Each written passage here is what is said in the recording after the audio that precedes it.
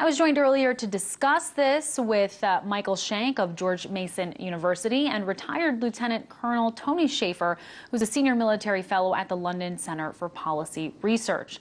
I started out by asking Tony about the relatively unknown terror cell affiliated with al-Qaeda known as Khorasan, and why this is the first time we've heard about them and how threatening they are. There's been a great deal of debate internally within the Obama administration about what and when and how much to release to the public. This has been known for a while to the intelligence community.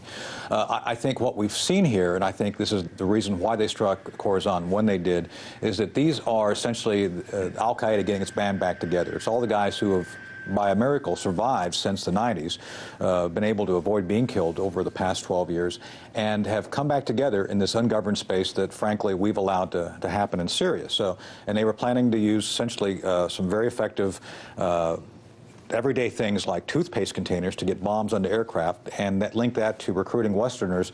I think you had a very effective potential vector for the launching of a new 9/11 type attack on commercial aircraft. Now, although the airstrikes did not get cleared by Congress, we do know that training and arming of the Syrian rebels did get congressional approval. And Michael, this comes at a time when we're hearing that Islamic groups are really banding together with the singular purpose of really defeating those individuals who will be trained on the ground. So the question is there concern that those forces could be easily defeated by ISIS themselves? Your point about clearance in terms of congressional authority or UN Security Council authority, Obama doing full court press with Kerry and Samantha Power up at the UN, but this hasn't been run through the UN Security Council. We don't have a coalition. To claim that 5 Arab states are on board is not a coalition. If you look at the 22 Arab states or the 57 Muslim states, we really want a coalition. We have to increase those numbers. But in terms of what's most effective, you know, Obama's pushing a lot of rhetoric around ideology and extremism. How do we prevent extremism? I think there are 2 things when you think about.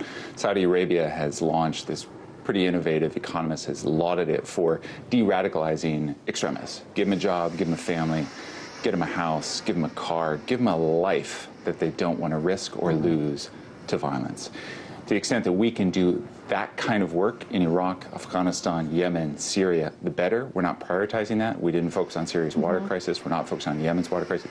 People's lives are at stake.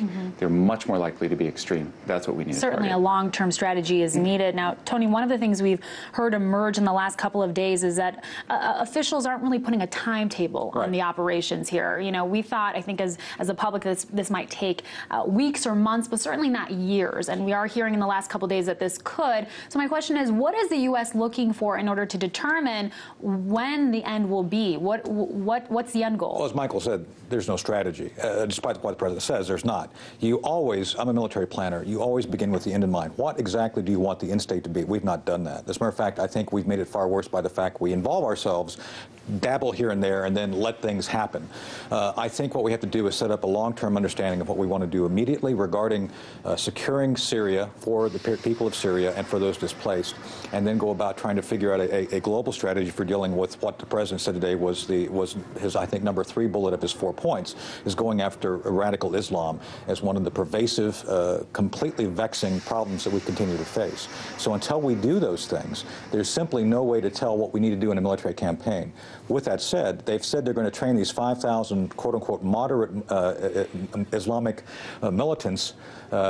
Look, right now ISIS is at 61,000, and they're recruiting in England more readily into ISIS than they are to the British military. So by the time we get there 10 to 12 months from now with these 5,000, they're going to be double that strength. So the numbers don't add up, and the strategy that he's putting forth does not add up in any way. And Michael, you wrote an op-ed for The Guardian that sort of talked about how this could actually take us backwards. What did you mean by that? Right, in 2006, 2007, after we aided and armed Sunnis in Anbar province, we didn't ensure that they were politically and economically reintegrated into Baghdad.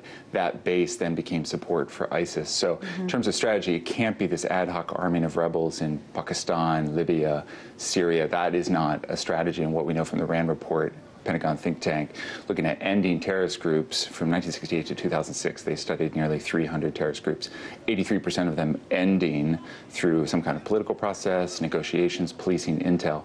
only 7% by military. So there is a strategy coming out of the RAM report. We're not following it.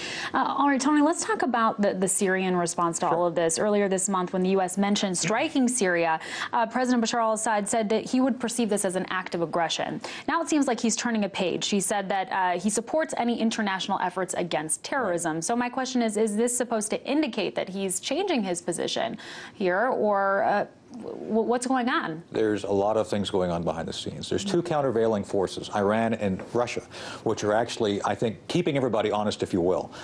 Clearly, it isn't, I believe, in our interest, even though the president will not admit this, that Bashar al-Assad stay in power. The moment you take the governance out of that space, it becomes like Libya. Every city in Libya now has the black flag of al-Qaeda flying over it. We just don't want that in Syria. So I think we have to walk a very fine line here. And I think President Assad probably recognizes that this is probably going to benefit him in some level by the fact we're taking out some of the very elements that are after him. So you've got Hezbollah as an issue.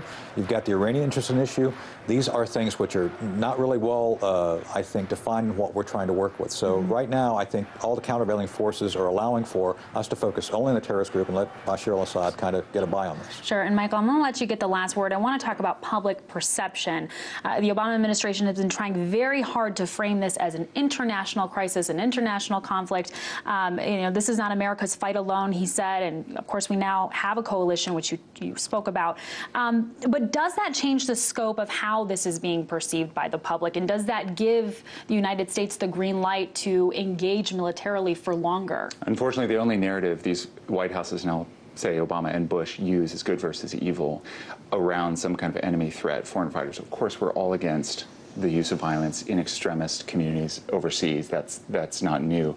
In terms of winning hearts and minds, we had an opportunity in Syria years ago. I was there in 2005 on a State Department project when we were recalling our Ambassador Margaret Scobie, just as the Japanese were investing in economic development in Syria. Syrians love the Japanese. A couple years later, Syrian agriculture minister reaches out to us, says, we have a drought, we have a water crisis, we need help. UN added to that, Red Crescent added to that.